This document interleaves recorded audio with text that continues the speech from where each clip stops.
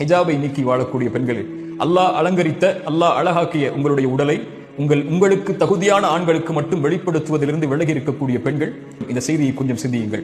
அப்துல்லா இப்னு Abbas ரலியல்லாஹு அன்ஹு அவர்கள் சொன்னார்கள், தன் தோழரை பார்த்து, சொர்க்கத்தின் பெண்ணை உனக்கு அறிவிக்கவா என்று.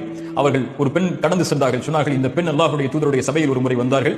வந்து சொன்னார்கள், யா ரசூலல்லாஹ், எனக்கு நோய் வலிப்பு இருக்கிறது. நோய் வலிப்பு ஏற்பட்டால் என் ஆடைகள் விலகிக் கொள்கிறது மக்களுக்கு முன்னால். எனக்காக அல்லாஹ்விடத்தில் துஆ செய்யுங்கள். அல்லாஹ்வுடைய தூதர் சொன்னார்கள், பெண்ணே, இதற்காக அல்லாஹ்விடத்தில் துஆ செய்கிறேன். அல்லாஹ் அந்த நோயை நீக்கி விடுவான். ஆனால் பொறுமையை கடைபிடித்தால் அல்லாஹ் உனக்கு சொர்க்கத்தை கொடுப்பான், தேர்ந்தெடு. அந்த பெண் சொன்னார்கள், யா ரசூலுல்லாஹ், நான் பொறுமை காக்கிறேன், சொர்க்கம் எனக்கு கிடைக்கட்டும்.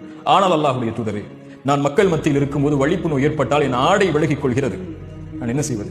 அதனால் மக்கள் என்னுடைய அங்கங்களை பார்க்கக்கூடிய சூழல் ஏற்படுகிறது.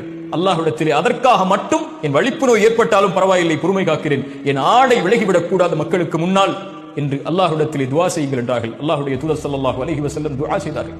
சுப்ஹானல்லாஹ், அல்லாஹ்வுடைய தூதர் அந்த பெண்ணை சொர்க்கத்தின் பெண் என்று நபித்தோழர்களுக்கு அறிமுகப்படுத்தினார்கள். அல்லாஹு அக்பர். யோசித்து பாருங்கள் கண்ணியத்துக்குரிய நண்பு சகோதர சகோதரிகளே.